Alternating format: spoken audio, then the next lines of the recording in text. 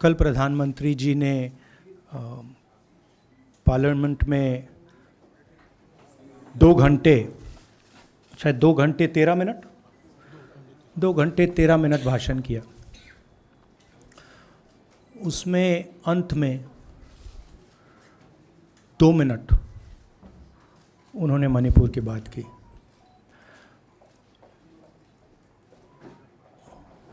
मणिपुर में महीनों से आग लगी हुई है, लोग मारे जा रहे हैं, बलात्कार हो रहा है, बच्चों को मारा जा रहा है। और अगर आपने देखा होगा कल, तो प्रधानमंत्री हंस हंस के बोल रहे थे, मुस्कुरा रहे थे, जोक्स क्रैक कर रहे थे, हंस रहे थे। ये उनको शोभा नहीं देता है। हिंदुस्तान का प्रधानमंत्री, अगर इस देश में हिंसा हो रही है, दर्द हो रहा है, हिंदुस्तान के प्रधानमंत्री को 2 घंटे मजाक नहीं उड़ाना चाहिए। विषय कांग्रेस नहीं था, विषय मैं नहीं था, विषय मणिपुर है। मणिपुर में क्या हो रहा है और उसको एकदम क्यों नहीं रोका जा रहा है, ये विषय है। मैं आपको अपना एक्सपीरियंस देता हूँ, जो मैंने शायद अभी तक बोला नहीं, शायद पहले बोल देना था। मैं अब तकरीबन 19 साल से राजनीति में हूँ और मैं हर स्टेट में गया हूँ। बाढ़ आए, तूफान आए, सुनामी आई थी, हिंसा होती है, हम जाते हैं। 19 साल के एक्सपीरियंस में जो मैंने मणिपुर में देखा और सुना, वो मैंने कभी पहले नहीं सुना था। मैंने पार्लियामेंट में बोला कि प्रधानमंत्री जी ने, अमित शाह जी ने भारत माता की हत्या की है, मणिपुर में भारत को ख़त्म कर दिया है। मैंने ऐसे नहीं बोला था, ये खोखले शब्द नहीं है। मैं आपको समझाता हूँ मैंने ये बात बोली क्यों। जब हम मणिपुर पहुँचे, हम लैंड किए, हमें मणिपुर में दौरा करना था। जब हम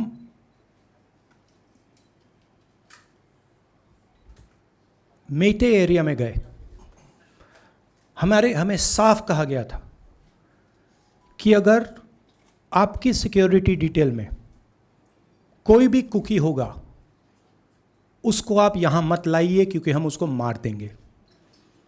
और जब हम कुकी के एरिया में गए, हमें कहा गया अगर कोई मेते आपकी सिक्योरिटी डिटेल में होगा, उसको आप मत लाइए, उसको हम गोली मार देंगे।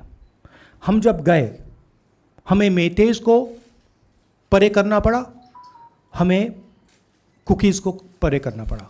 मतलब एक स्टेट नहीं है, आज 2 स्टेट है।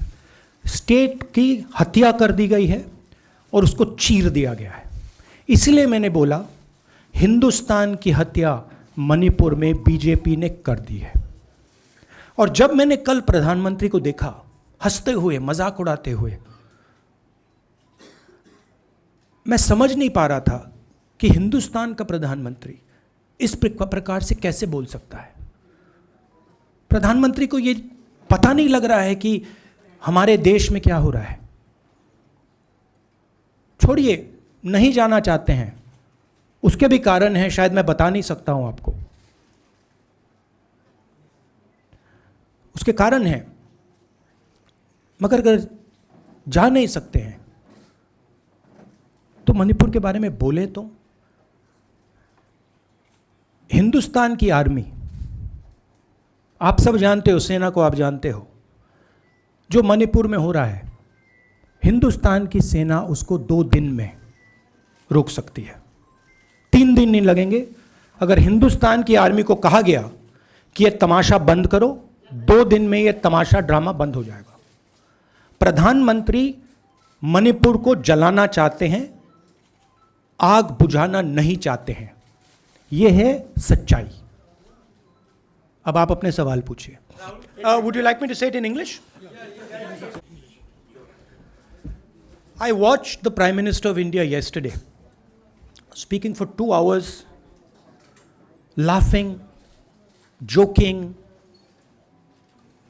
लगावing naras in the parliament. The Prime Minister would say one line and the entire BJP would shout another nara. The Prime Minister seems to have forgotten that the state of Manipur is on fire and has been on fire for 4 months. Women and children are dying over there. People are being murdered. Women are being molested, are being raped. And the Prime Minister of India is sitting in the middle of the parliament, shamelessly laughing. This is not about Rahul Gandhi. This is not about the Congress party. This is not about the opposition. This is about India. It's about our country. A state has been decimated. It has been destroyed. It does not exist anymore. And it has happened because of the politics of the BJP. Divide and rule and burn. That is why in my speech I said, Bharat Mata has been murdered in Manipur. It's very interesting. For the first time, the words Bharat Mata have been expunged from the parliament. It's an insult to those words. Whatever I said that is wrong. I have said Bharat Mata, which is an idea, which is the idea of India, where everybody lives peacefully, harmoniously, with affection, has been killed in Manipur. It's a fact. So, the word itself now cannot be spoken by the people of India. We cannot say Bharat Mata in parliament.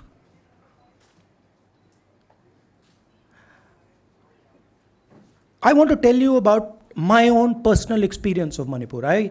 I've spoken to you about, I spoke in parliament about the women I met, the pain I heard, but I want to tell you why I said India has been murdered in Manipur.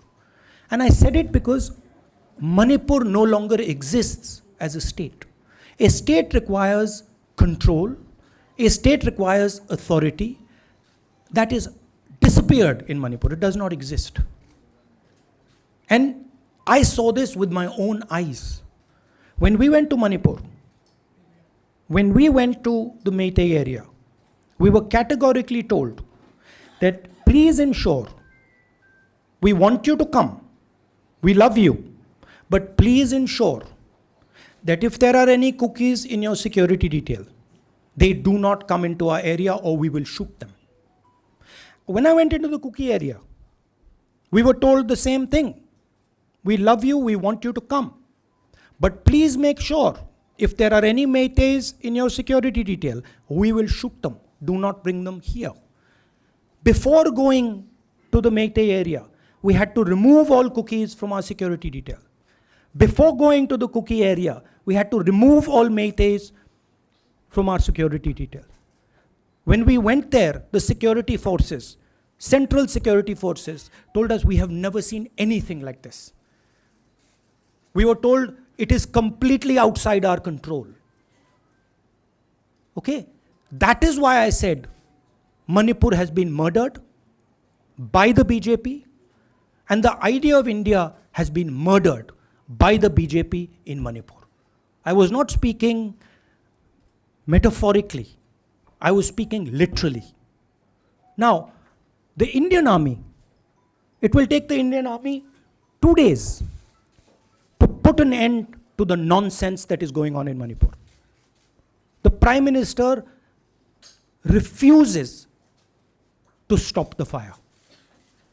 He wants Manipur to burn. He allows Manipur to burn.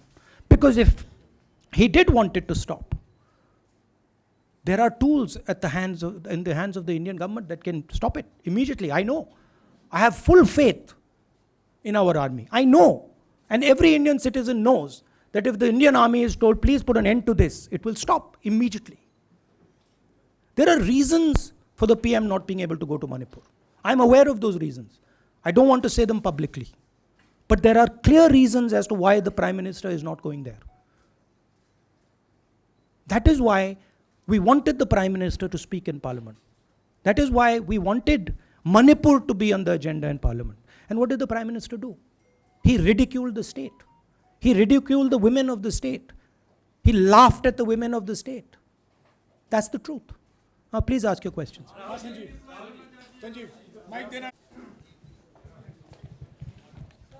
Finally, I just want to say one thing again in English.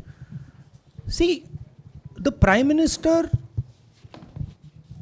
when he becomes Prime Minister, he ceases to be a politician. He becomes the representative of the voice of this country. The politics should be put aside, and the Prime Minister should speak not as a petty politician, as the leader of a political party, but the Prime Minister should speak with the weight of the Indian people behind him. And it's tragic to watch Mr. Narendra Modi. It's sad, because the Prime Minister does not understand what he actually is. He is our representative. He's my representative. He's all our representative. And watching the Prime Minister spend 2 hours talking about the Congress, talking about the opposition, making ridiculous remarks about the name, this really does not do justice to an Indian Prime Minister. I've seen Prime Ministers from the Congress party, I've seen Prime Ministers from the BJP, I've seen Mr. Vajpayee, I've seen Mr. Dev Gowda. None of them have ever done this. There's a complete misunderstanding in the mind of Narendra Modi ji about what the Prime Minister of India is.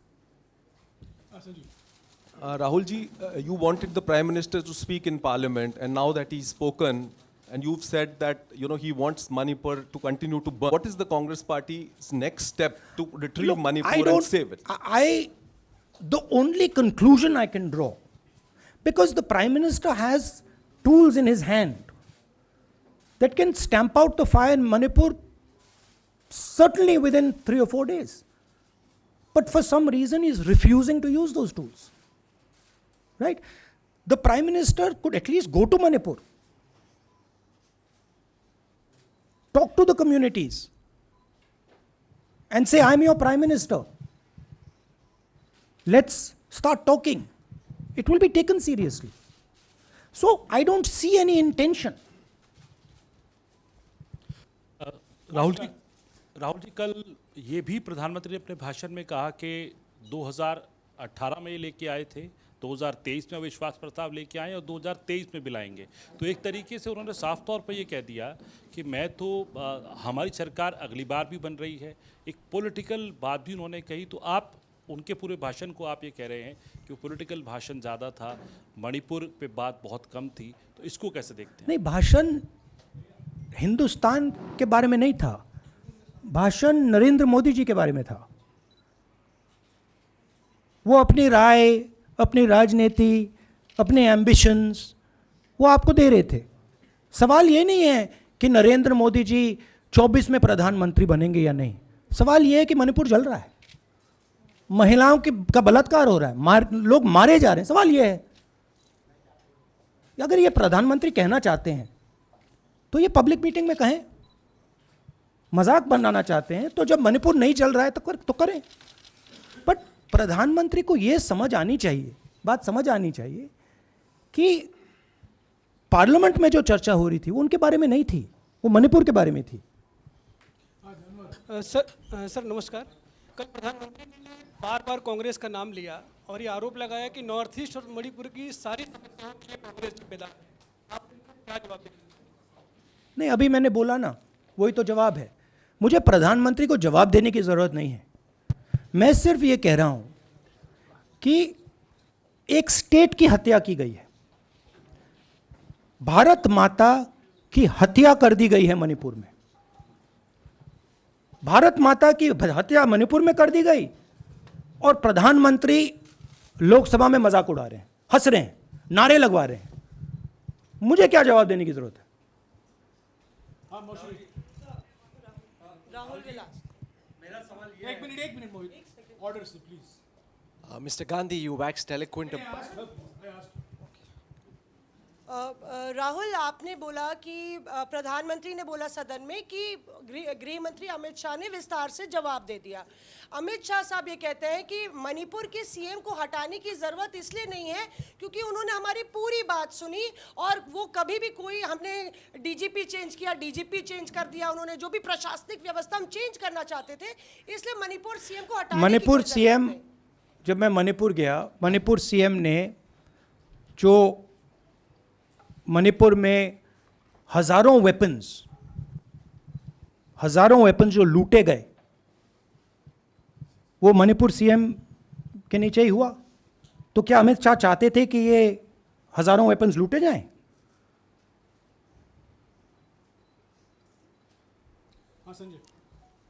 Rahul ji, जो हिंसा चल रही है, क्या अमित शाह चाहते हैं कि हिंसा चलती जाए?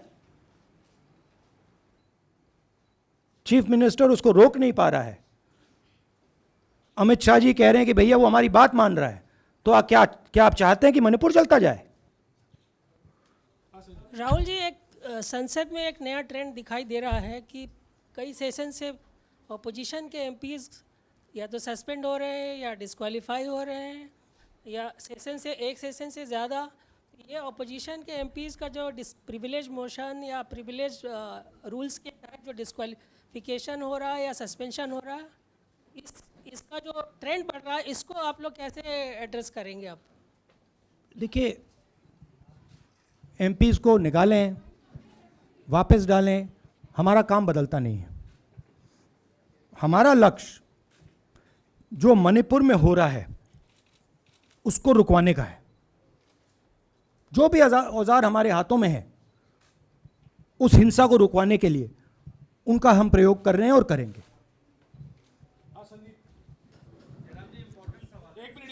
Yeah, Mr. Gandhi, you talked about using the army, deploying the army to control violence. You spoke that in Parliament. You've repeated here. But the BJP has criticized you and even previous Congress governments, saying that we want to solve the issue through dialogue. And they've criticized that in the 60s, in 64, the Mizo National Famine Front was bombed by the Indian Army, by the Indian Air Force. So they said that, you know, they do not believe I have never heard in my entire career, I have never been told anywhere I have been in India that if you take this person as a security officer with you, we will put a bullet in his head. I have never heard it. And I heard it twice in Manipur. That means there is no dialogue in Manipur. There is pure violence taking place in Manipur. The first step is to stop the violence, put an end to it. I point out the army, but what I mean is that the Prime Minister has multiple instruments in his hands. He's not using them. It's been burning for 4 months. He's doing nothing and he's laughing. I'm amazed people can't see this. That he's sitting in Parliament and laughing. Jairam ji, Last question. Jairam जी, मोहित दुबे हूँ news nation से। आपने 37 minute का भाषण जयराम जी, राहुल जी नहीं मतलब आप मुझसे जयराम कर रहे हैं या उनसे जयराम कर रहे हैं आपसे। राहुल जी, आपने जय सिया राम। राहुल जी, आपने 37 मिनट का भाषण लोकसभा के भीतर दिया और 37 मिनट में सिर्फ आपको करीब 14 मिनट ही दिखाया गया, बाकी आपके चेहरे पे कैमरा नहीं था और आप मणिपुर गए, मैक्सिमम टाइम आपने मणिपुर के ऊपर बोला। इस परंपरा को आप किस तरीके से देखते हैं? पता नहीं, शायद कॉन्ट्रडिक्शन है। शायद पीएम मेरा चेहरा टीवी पे नहीं देखना चाहते, मगर फिर पीएम मेरी वीडियो के बारे में बात करते हैं। तो पता नहीं क्या है, बट मुझे लगता है शायद उनको मेरा चेहरा टीवी पे देखना अच्छा नहीं लगता। कोई प्रॉब्लम नहीं है। जो मैंने बोलना था, देखिए मुझे अपना काम करना है। मैं जानता हूँ कि मीडिया पे कंट्रोल है, लोकसभा राज्यसभा टीवी पर कंट्रोल है, वो उसके बारे में मैं कुछ ज़्यादा नहीं कर सकता हूँ, मगर मुझे अपना काम करना है, मैं अपने काम को करता हूँ। जहाँ भी भारत माता पर आक्रमण होगा वहाँ मैं आपको खड़ा मिलूँगा, भारत माता की रक्षा करते हुए मिलूँगा।